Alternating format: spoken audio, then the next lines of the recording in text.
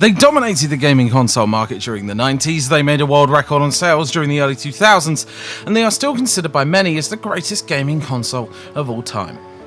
And this machine revolutionised true 3D on our home TVs and became a household necessity for home entertainment. It featured a 32-bit CD-ROM based console that was capable of full 3D output, realistic sounds, and massive game titles. It brought a Symphony of the Night, Tekken, Crash Bandicoot, and the most famous racing game of all, Gran Turismo. This is the history of PlayStation. The Sony PlayStation is a product of innovation and betrayal, almost in a Game of Thrones level, I might add. The Nintendo PlayStation project was the brainchild of Sony's Ken Kutaragi and the executives from Nintendo. Their project collaboration was geared to put a CD-ROM add-on to Nintendo's Super Nintendo console that would be capable of outputting 3D graphics and an enhanced sound system. It's basically a CD-ROM based console that was capable of reading SNES cartridges. The prototype project was a success and it actually worked. There was only one problem with this joint project, which was that Nintendo didn't realise that the contract was actually leaning more to Sony's favour, both financially and legally. Well, someone clearly evidently didn't read the full details of the contract, so therefore I'm pretty sure someone got fired at this point. Suddenly, this caused Nintendo to go rogue and defect to Sony's main competitor Philips and have them make the add-on instead. Sony wasn't aware of this treachery until they made more developments until the prototype. Then, during the 1991 Consumer Electronics Show, Sony showcased their prototype machine to the public on day one and people noticed. Then, on the dreadful second day, Nintendo surprised everyone, including Sony, that they were now partnering with Philips to develop their new project. Sony got embarrassed and, rightfully, very, very annoyed. I mean, who wouldn't? After some courtroom battles, Sony decided to produce their own gaming console that would soon take over the world, putting Nintendo in second place at best. In 1994, Sony released its very first home gaming console, the PlayStation, along with awesome launch titles such as the 3D fighting game Battle Arena Toshinden, Raiden Project, Rayman and Ridge Racer. This console was priced at launch at $299. The PlayStation was an instant hit and quickly became the most famous console in the world. It single-handedly annihilated the competition against the Sega Saturn and Nintendo 64, making the PlayStation the best-selling console during its time, and became the first gaming machine to sell over 100 million units. Safe to say, that was very much a take-that moment from Sony to Nintendo. There are lots of game titles that literally made history in gaming, such as Castlevania Symphony of the Night, which basically started the whole Metroidvania craze, Metal Gear Solid, which made Hideo Kojima a legend, the 3D fighter game Tekken, Gran Turismo, and the most milked Final Fantasy title of all, Final Fantasy VII. The PlayStation also released timeless classics that honestly deserve a remaster or reboot, such as the Shakespearean vampire game Legacy of Kain series, Bushido Blade, Xenogears, and Suikoden.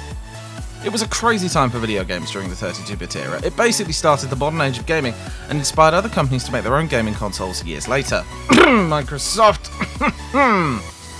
This little grey machine made Sony the top gaming company for years to come, and their next console would literally make them rich.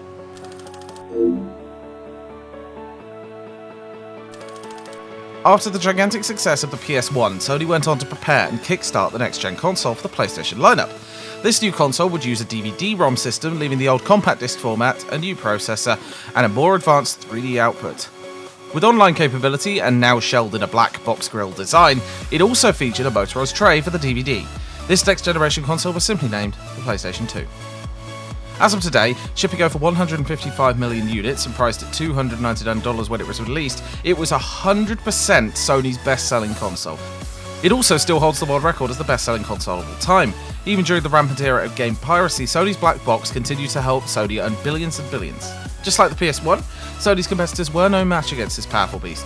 It took down the newly released Xbox from Microsoft, the Sega Dreamcast, and the Nintendo GameCube. Yep, Nintendo never really got back up against Sony. Games released on the PS2 were also huge hits during their time, and are still heavily played as remastered versions today, such as the DMC, Devil May Cry trilogy, Hideo Kojima's Metal Gear Solid 2 and 3, Okami, Onimusha, God of War, and Kingdom Hearts. The PS2's lifespan went on for 13 years, even successfully selling slim versions, and as of today, you can still see gamers playing with their old console. Most of them are modified though. Now it's time for Sony to move on to their third console, but this time, the odds of the console wars were going to come a little bit more even. The PS1 and 2 were huge successes, and they cemented Sony's name in the gaming industry. As of the time and technology advances, they needed to create their next-gen console for the 7th generation of gaming machines. This new console now featured their very own Blu-ray drive and almost identical specifications of PC gaming rigs back then. The shell also looked surprisingly similar to electronic barbecue grillers, and the console was huge, featuring more advanced Bluetooth controllers known as DualShock 3, where you could use motions to control the game. They weren't alone though. During the 7th generation era of gaming consoles, Microsoft also developed their successor for the original Xbox, the Xbox 360. Their setup was almost identical to the PS3. The only difference was the Xbox 360 still used an old DVD-ROM technology as opposed to the PS3's more advanced Blu-ray drives. The competition was neck and neck.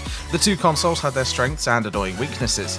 The PS3 had an incredibly complex system, which some developers were complaining about, and some of their games were really buggy in the PS3 version due to this.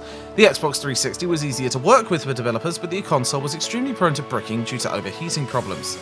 The PS3 launch price was a hefty price of $599, while the Xbox 360 was only $399. Price is subjective to some people, so the two companies took the console wars in a more territorial battle, exclusive titles. Sony released Killzone, Resistance, Uncharted, God of War sequels, and the final installment of the solid-state storyline Metal Gear Solid 4, Guns of the Patriots. I honestly bought the system solely for Metal Gear Solid 4. I mean, come on, I wanted to see how Solid Snake would retire. And as for the Xbox 360, they released Halo 3, Gears of War, Fable, and Dead or Alive 4, which were huge hits as well. The competition was fierce, and the sales charts of these two consoles were virtually even, hence giving a healthy competition in the gaming industry. Pretty sure PC gamers are just laughing at them during this time though.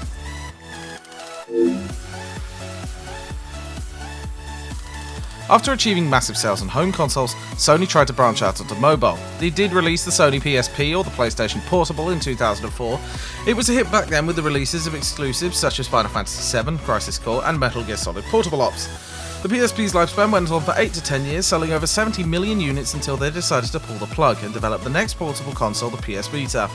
Unfortunately, this wasn't as popular as the PSP. Even with their HD output and excellent gaming lineup, Sony failed to market this portable console properly, making the Vita a failed project, which made Sony decide to leave portable products altogether. The Vita had huge potential though. And in 2013, Sony released their fourth home console, the PS4. The console wars were essentially gone at that point thanks to crossplay, and once again Sony, Microsoft and Steam now shared equal sales in the gaming market, and we're fairly certain lots of gamers own both systems anyway. As for the current generation PS5, good luck on getting one, as it feels like you'll need a treasure map to find an available one, but it is worth it if you can.